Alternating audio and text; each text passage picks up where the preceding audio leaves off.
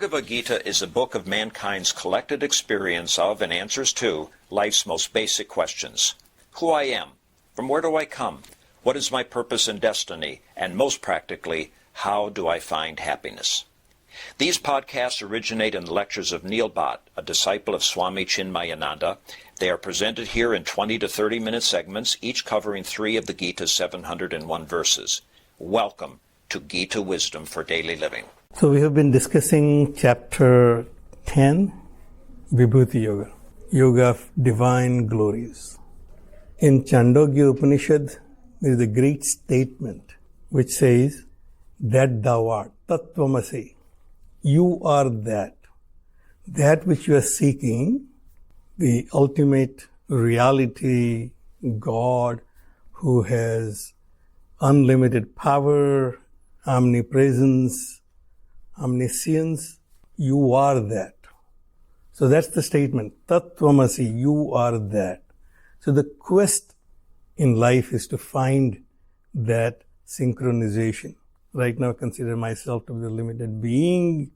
I'm seeking that ultimate being simply because I want ultimate happiness.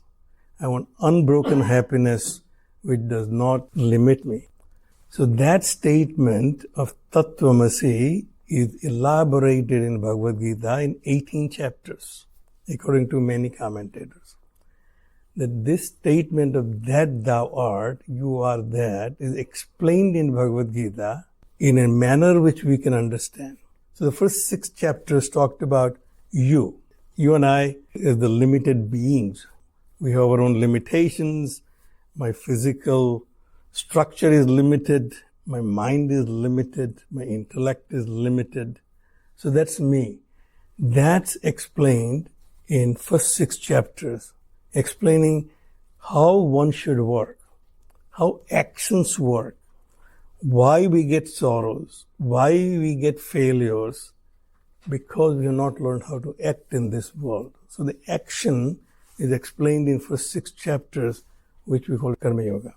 The Karma Yoga taught us how to act in this world so we can be very effective. So the first 6 chapters dealt with limited you. And then next 6 chapters from 7 through 12 deal with that, defining God, defining that supreme reality. So we started from chapter 7, 8 and 9 where Bhagavan has given his higher nature and lower nature. In 7th chapter Bhagavan says, my lower nature is astada prakriti. We say we have never seen God. Bhagavan said, you see me every day. Actually, you never leave me alone because I'm all around you.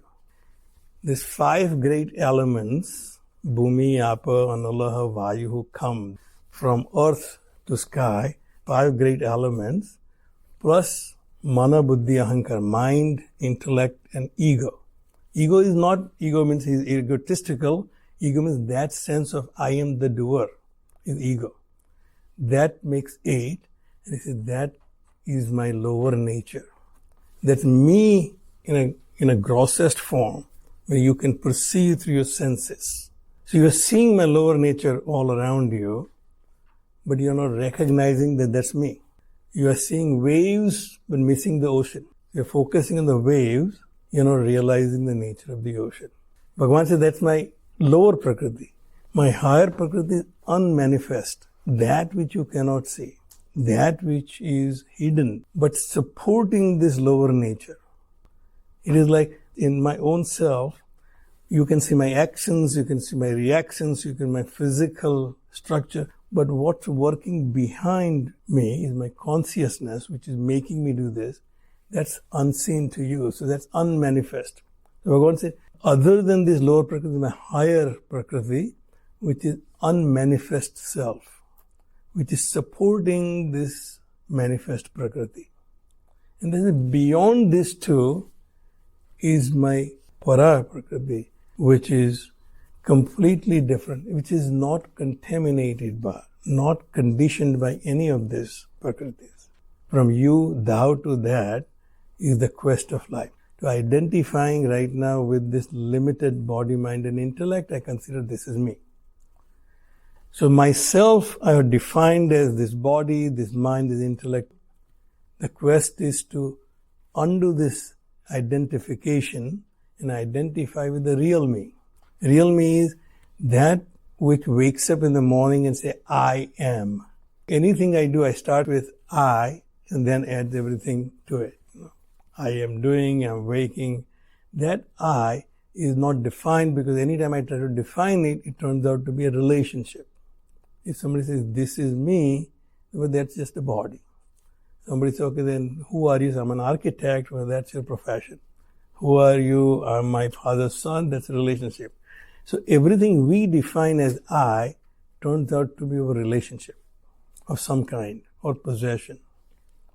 Body, mind, and intellect are my equipment. I use them to transact with this world outside. But the transactor who is transacting through this equipment is the one I'm trying to define.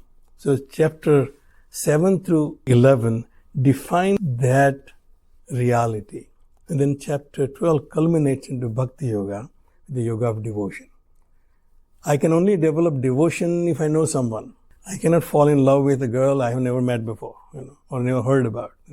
So everybody tells me that love God, but I don't know God, and how can I love Him? So loving God requires knowing God. Therefore, Bhagavan is giving His identity in these 5 chapters. So we have seen so far that Arjuna was told over and over again what is the nature of Bhagavan, and he said, I am the source of all things and everything proceeds from me. Everything you see around is nothing but me. So Arjuna finally said, I understand that. Many sages have said the same thing. And now you are telling me the same thing. So I don't really have any doubt. Many wise people before me came to the conclusion that 2 molecules hydrogen and 1 oxygen make water. I have not experimented myself, but I believe it because I trust those people. So that's called Sabda Pramana in philosophy, that I have taken the testimony of other people and believed in it. So that's testimony. So here Arjuna says, I've heard your testimony and testimony of others, and I believe that. But now I want to think about you constantly because you told me many times. All the time I think about me the self, identify with that self. How do I do that? So he asks the question, Keshu keshu cha bhaveshu chintyosi bhagavan maya. Oh Lord, in what different forms can I think about you? Because one particular form, I cannot hold it steady for a long period of time. Because my mind will run away and start thinking about something else. Even though I decide that I'm going to think about Bhagavan, something else will come out and I'll forget about it. You tell me what different ways I can think about you. In other words, he also asking in what different form I can find Bhagavan in my world. I want the proof of his presence in my world. Because I heard about Bhagavan, he is almighty, all present, omniscient, but that's all hypothesis. Nobody has proven that he is somewhere. But now Bhagavan said, you don't have to find anywhere. I am everywhere. Moko kaha tu dhoonde bande, main to tere paas.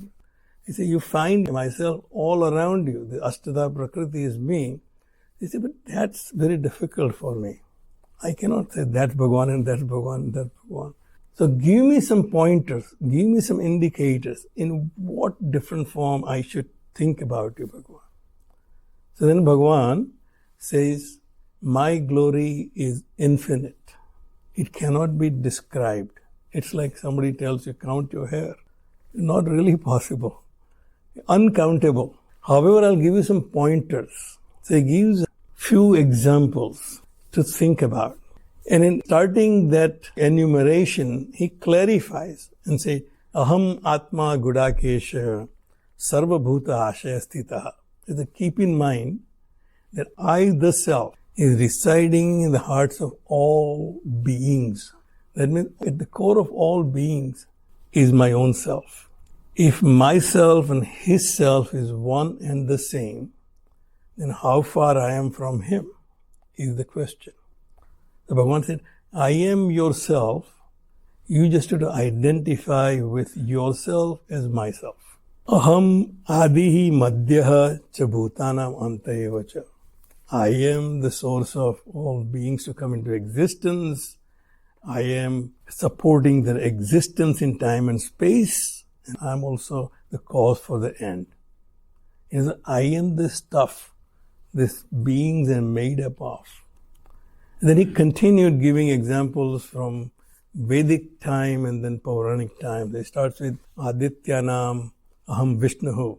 Among Adityas, I'm Vishnu. There are 12 Adityas and I'm Vishnu.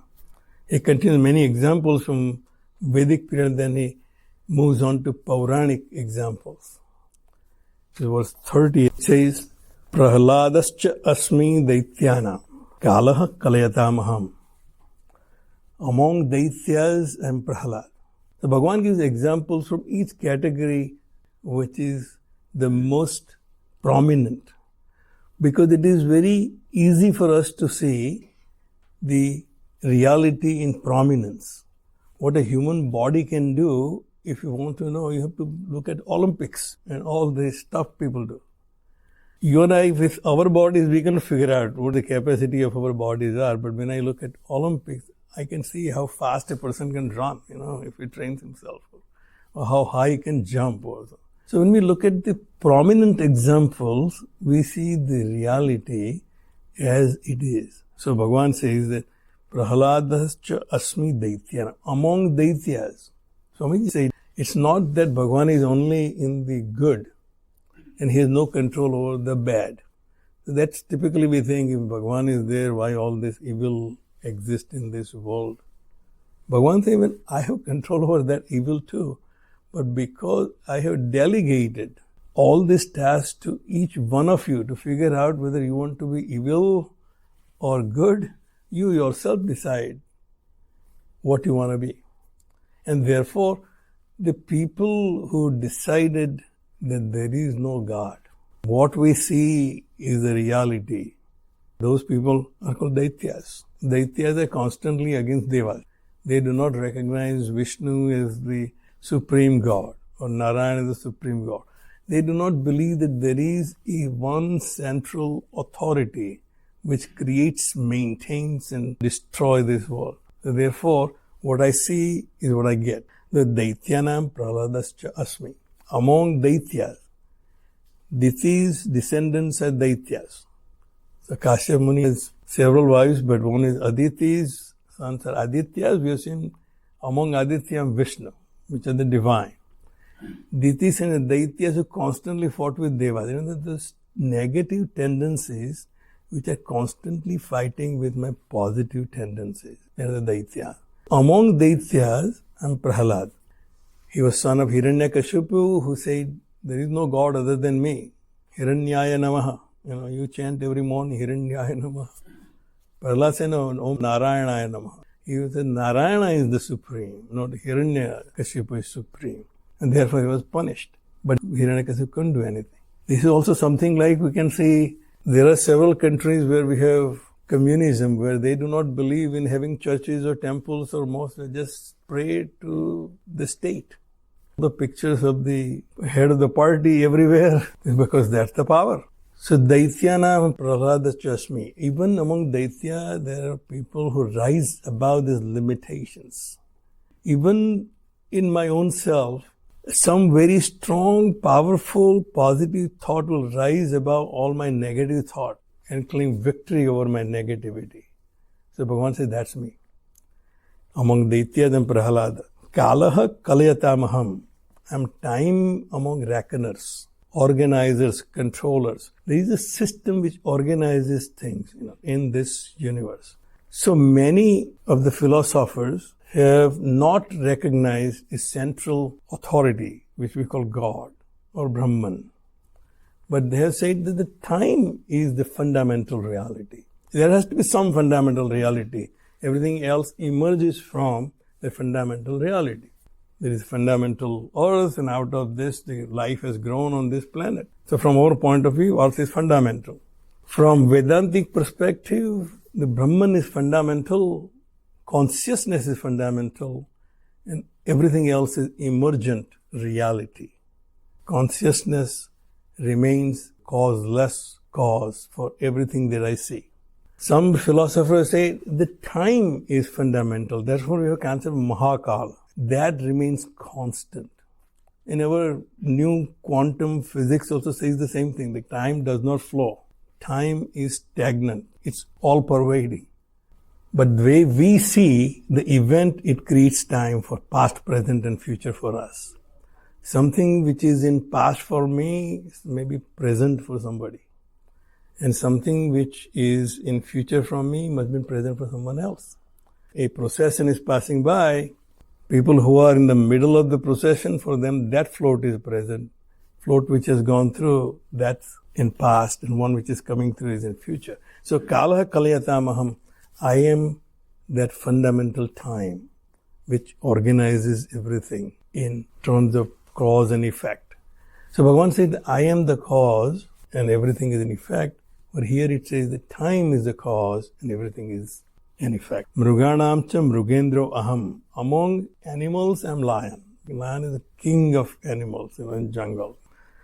Because he's the most majestic animal. Vainateyas cha pakshinam. Among birds, I'm Garuda. So Vanita's son is Vainatya, that Garuda.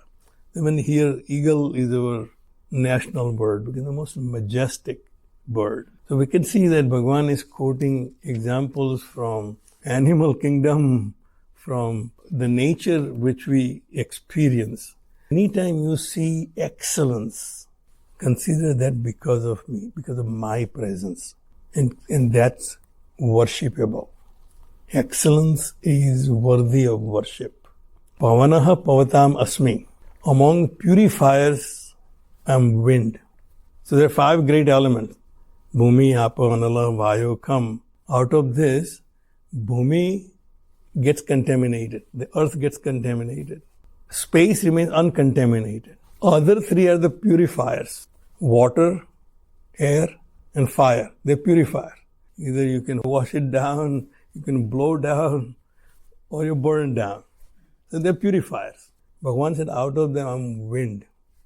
Even among these 3, wind is more powerful because wind is all-pervading. In our environment, wind is everywhere. Fire is limited. In some places fire is there, some fire is not there. Same is the water. Water may be predominant on the planet, but it's not everywhere. But air is everywhere. So Bhagavan says, Pavanaha pavatamasmi. Among the purifiers, I'm wind. Ramaha sastrabhrutamaham. Among the wielders of weapons, I'm Rama. So I guess Arjuna considered himself the greatest archer, but Bhagavan says Rama was the greatest. Rama is considered the greatest of the wielders of weapons because he did not have any preconceived notion about who is enemy and who is friend. He treated everyone equally, just punished people for their deeds. He used his power, used his weapons to just set things right. Therefore, I'm Rama among the builders of weapons. Jashanam makarascha asmi. Among sea creatures, I'm crocodile. Now, every translation I have read which says among fishes, I'm shark. I have never heard shark growing up in India, to tell you the truth. Makar, I know, is magar in Gujarati. We have so many crocodile stories. So I don't know where it gets fished, but here is a Jashanam. Jashanam literally means fish. Among fishes, I am crocodile. So therefore, I think translators changed it to shark, because shark is the most powerful fish that we know. But Makar actually is crocodile. Because crocodile, in my opinion, is more powerful. It can live in water, it can also live on ground. We have so many Puranic stories of Gajendra Moksha. Crocodile catches elephant's leg. Then we also story about Sankaracharya. When he wanted to become sannyasi, mother would allow him, goes to river and the crocodile catches his leg. Mother, unless you allow me to become a sannyasi, this crocodile will not leave my leg. And mother says, if that's the case, go ahead. From my perspective, Makara is crocodile. So among sea creatures, I'm crocodile. Srotasam asmi Jahnavi. Among the rivers, among the flowing waters, I'm Ganges. We obviously know Ganges is very sacred in our culture because what it provided. It also considered as a symbol of the perennial knowledge which we get from the sages who meditated on Himalaya. So Ganges flow down from Himalaya down to the plains. Our sages have meditated on Himalayas, then came down and gave us this knowledge. Swami Chinmayananda's Guru, Swami Tapan Maharaj, never came down. There is no reason. Whoever wants to learn will come to me. Swami Chinmayananda said, no, I'm going to go and teach them in their own language. So nobody taught in English. Swamiji did. So this Mother Ganga is a representation of the perennial knowledge which flows from teacher to the student, that continues without any break. So therefore, Bhagavan says, Srotasam Asmi Janavi, among the rivers I'm Ganges.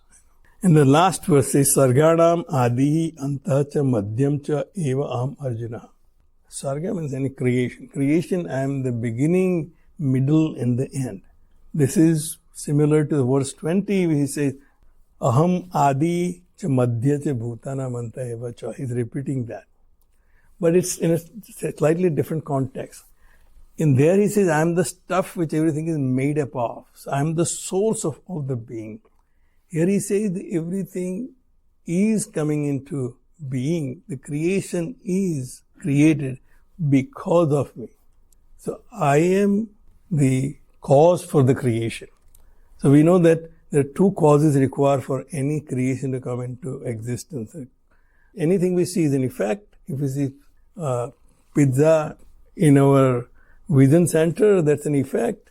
And we know for sure that there must be pizza maker as the efficient cause who knows how to make pizza, and also the ingredients to make pizza. So that's the material cause. Those two causes are absolutely necessary for any creation to come into existence. And Bhagavan said, I am both of them.